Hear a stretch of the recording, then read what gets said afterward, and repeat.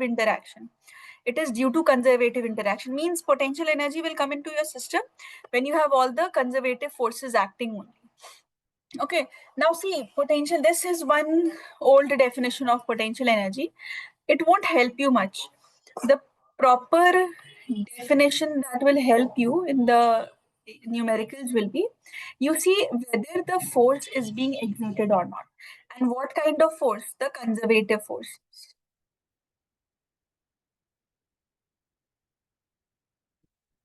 Conservative force. Okay. Due to all these conservative forces, what is the force that is acting? Now, if you see this force is acting due to conservative, means this the force is there and the forces are conservative in nature, or the conservative forces are acting. So this will lead to a potential energy in your system. Like if you have two masses that are present, let's say M is there, M1 and M2 separated by R. So you will have the force V M1 M2 by R square using your gravitation's concept. So there will be a gravitational potential energy. Here also potential energy will be there. You have two charges Q1, Q2 separated by R. So here you will have electrostatic energy K, Q1, Q2 by R square. Don't remember all these, but just remember why and how can you have potential energies in your system. Whenever you see forces are being there, means an interaction is possible. Interaction means exertion of the forces, okay? So work done against the conservative force, it is stored in the form of potential energy. And if it is non-conservative, just in case, like the friction force, viscous force, so it will dissipate itself in the form of heat and sound. Okay. Did we discuss the concept of internal and external forces in the last class, or was it left? Yeah, we have discussed. Okay. Now see, when you calculate the forces, internal forces are there and external forces are there. So when you have the internal forces and you have the external forces, remember these are negative of each other. Internal forces are basically negative of the external force, and as well as the same thing, external forces are negative of the internal force. So internal forces are forces within the system that you know. Similarly, when you calculate the work done basic formula that we studied is due to this external force only. Okay, F dot dx that we use due to this external force. In case you get internal force, you will have to replace it. The force will have to be the external. Okay, that is what is meant by potential energy. Kinetic energy was due to movement. Body was moving, velocity, initial velocity, final velocity, body is moving. This is due to exertion of the forces. The potential energy is existing. Okay, and you have a concept of potential energy theorem also. Like you had work kinetic energy theorem, this is work potential energy theorem. This means that let's say at this A point you have some initial potential energy and at this point you have some final potential energy. The change in potential energy can be said as UB minus UA, that is the final potential energy minus the initial potential energy. This is giving us the change in the potential energy from A point to B point.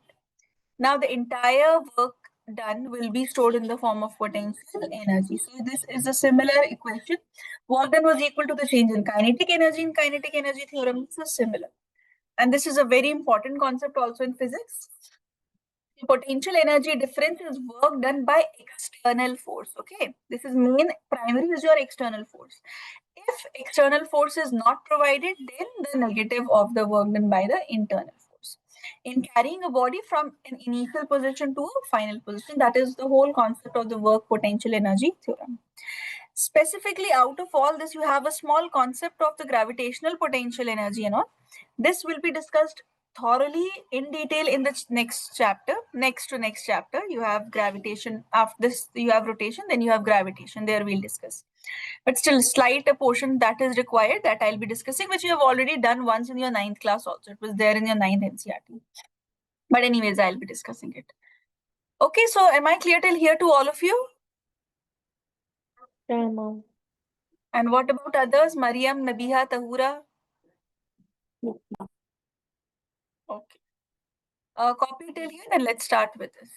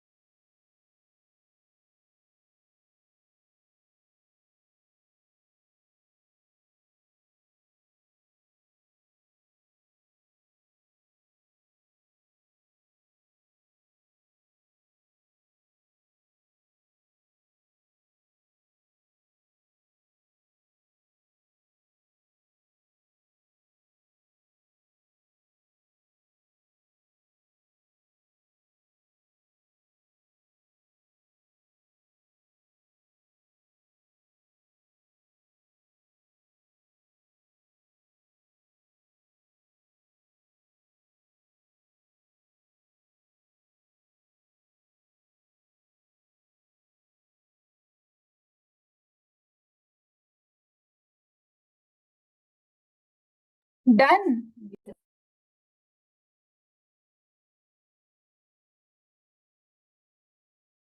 See, coming to the gravitational potential energy, which I said I'll be discussing. Now, see, the mass is taken up to a certain height h. Gravitational force is mg. Okay. So here, the force which is acting is due to the force due to gravity, that is m into g, and the displacement covered is h. So when you write the formula of work done, that is F dot S, work done will be equal to mg h. Okay, that is the gravitational potential energy. Like, let's say this is the baseline. In potential energy, always try to have a baseline, that is the zeroth line. So, a 2 kg mass is there at point A, at point B, and at point C. So, for the A point, look, the mass is 2 kg, height is 5 meter. So, the potential energy at A point is mg h. So, mass is 2, g is 10, height is 5. So that becomes 100 joules. Okay. And when I talk about this B point, this is below the zeroth line. So what will happen if this is below the zeroth line? This will be 2 into height is minus 10 into acceleration due to gravity. You are going to put a negative sign for it. That will be minus 200 joules. Getting it? Because this is below your zeroth of the potential energy. Then you have the C part. This is exactly on the zeroth line. So this will be 0. Okay, so this is how we'll have the potential energy present. Just write down these 2 points and let's start with spring mass system.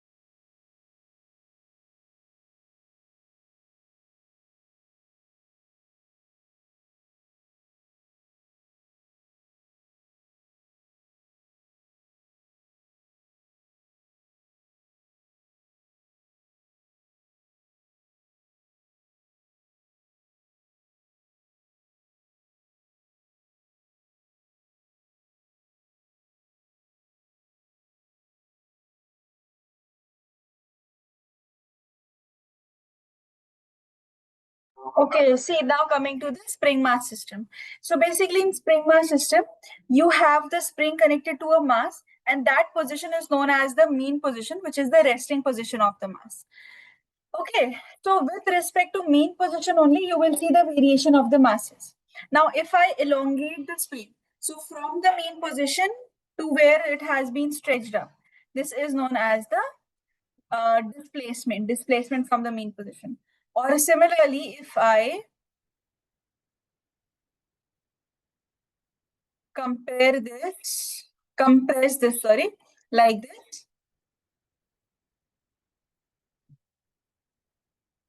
So this separation from the mean position is x. Okay.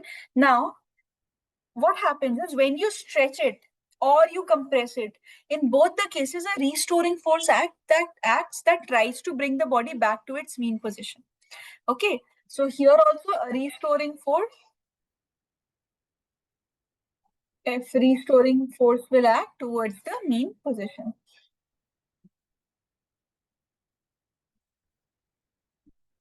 The force is directly proportional to the mean position. This is the whole basic concept of it, which is derived from your SHM, simple harmonic motion. So there we'll study F is the applied force and X is the displacement from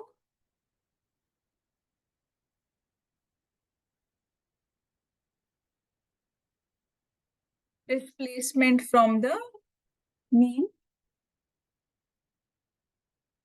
position. Okay. From the mean, okay, not from the edge of the spring, from the mean position, whether it is getting stretched up or it is getting compressed. Okay, and restoring force is directly proportional. So here you get the formula F is equal to minus Kx is used, where K is the spring constant.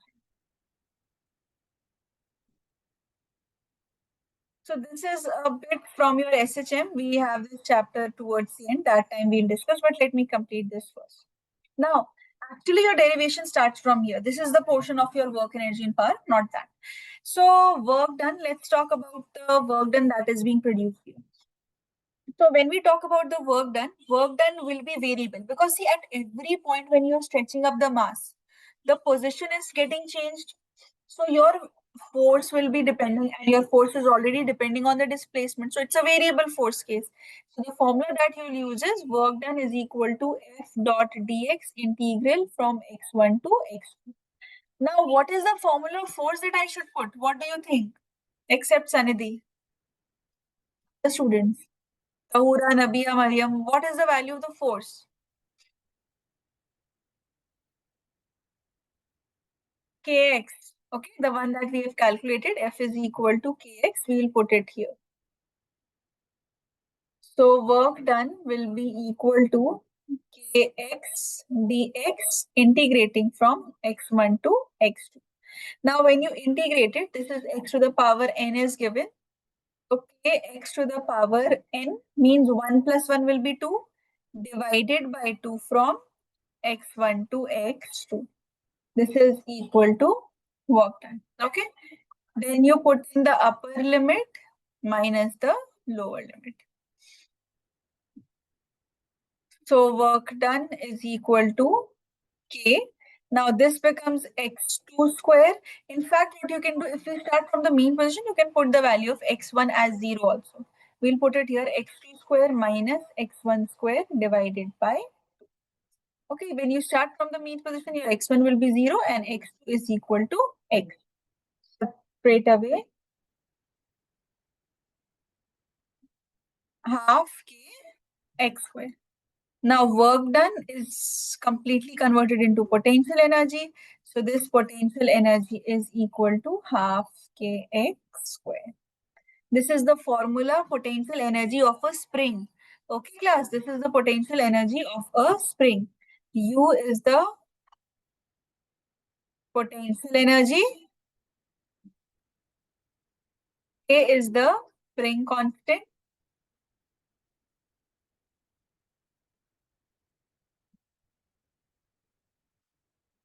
X is the displacement.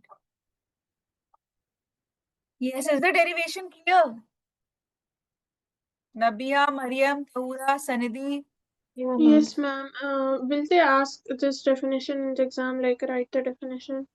Of This definition, ma'am. Derivation.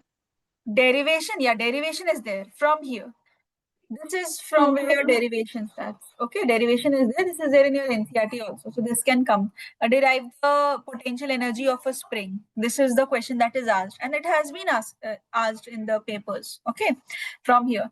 But here you can just mention F is equal to Kx from SHM like this. But the background of it, what is this F is equal to Kx that I have explained you? This you don't need to write in the exam because this is a part of your SHM chapter. Okay, but still, right now you write it so that you understand. Okay, so write it. Then let's move on to the conservation of energy. We'll combine kinetic and potential together. Let's complete it.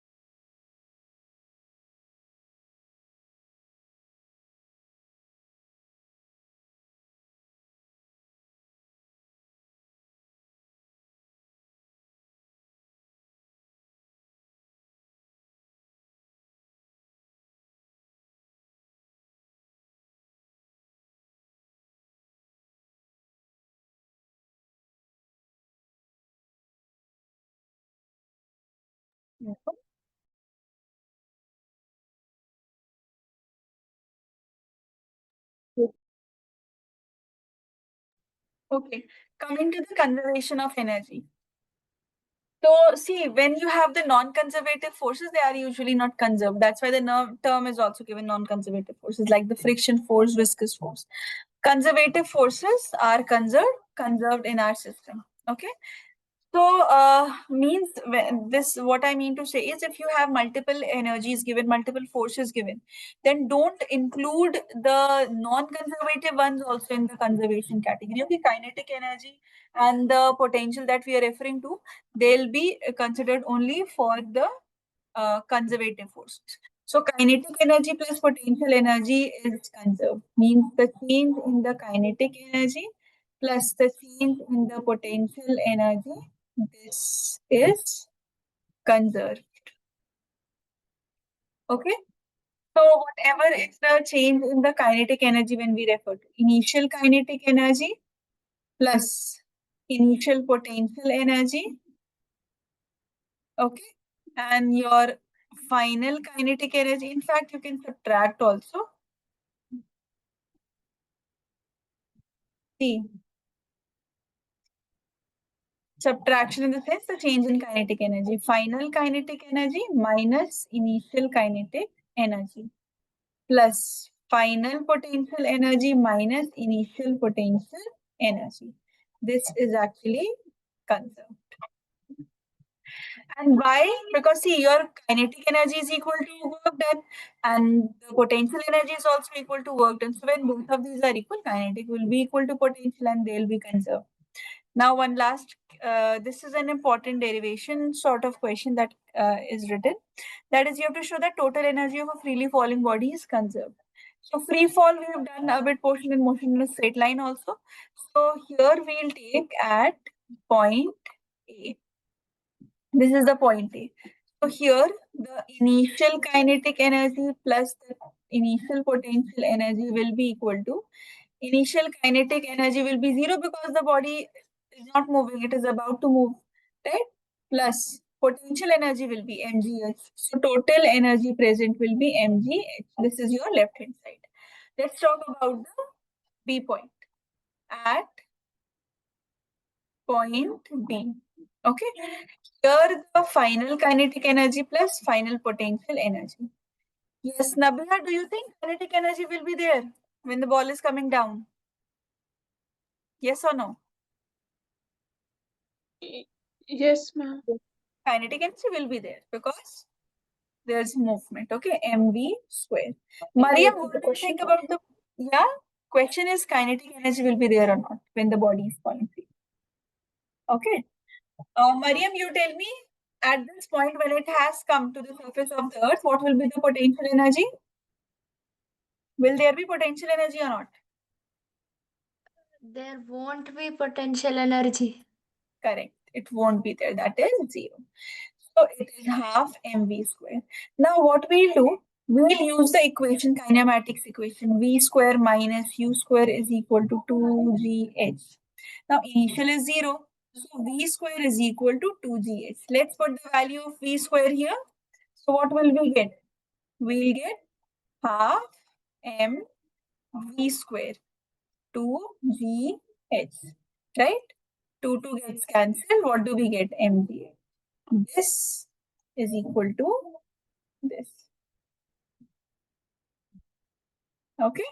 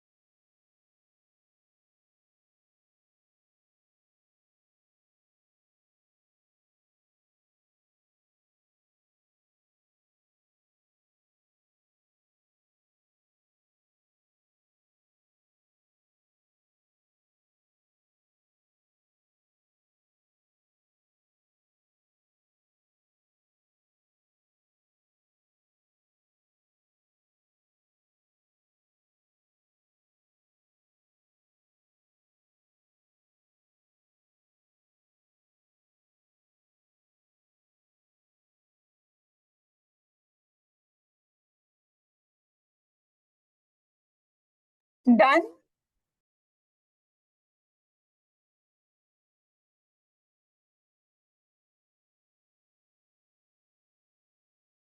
Okay.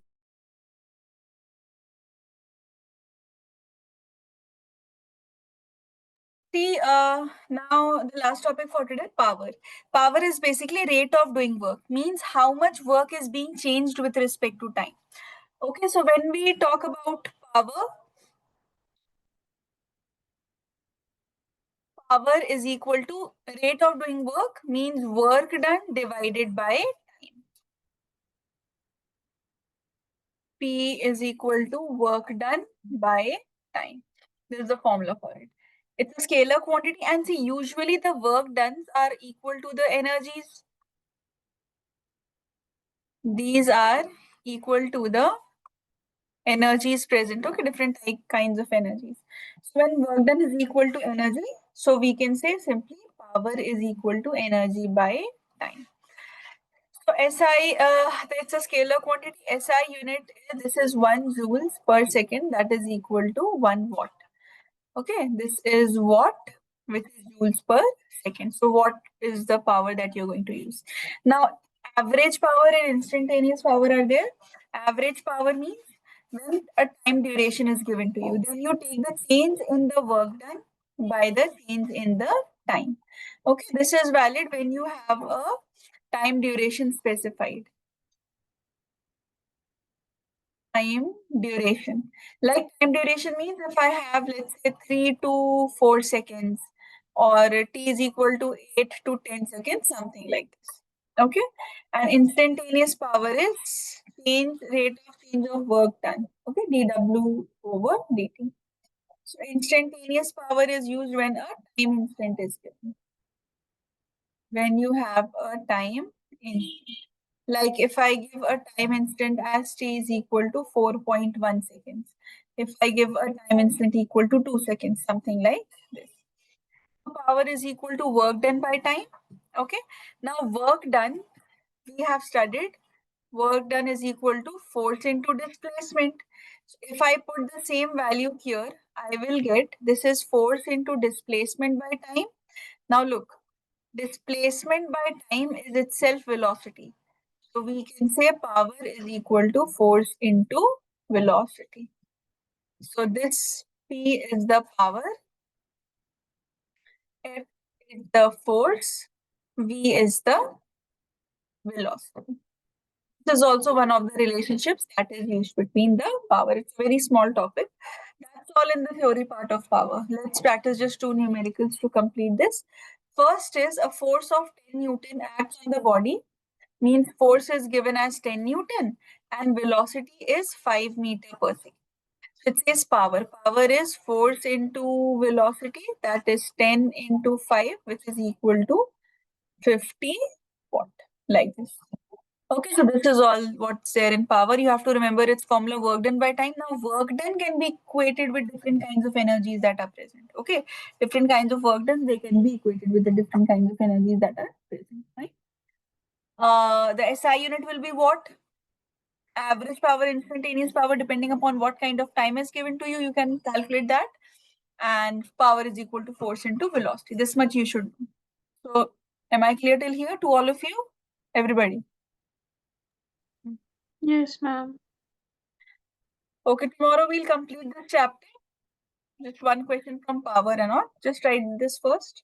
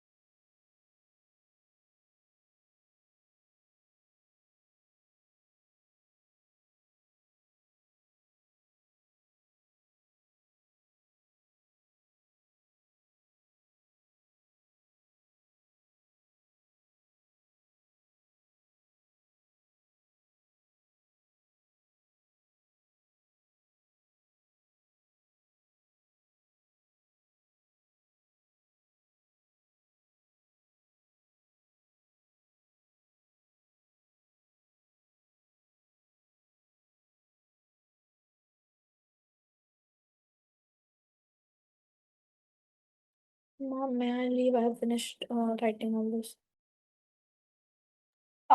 Yes, you both can leave. Okay. Thank you, Mom.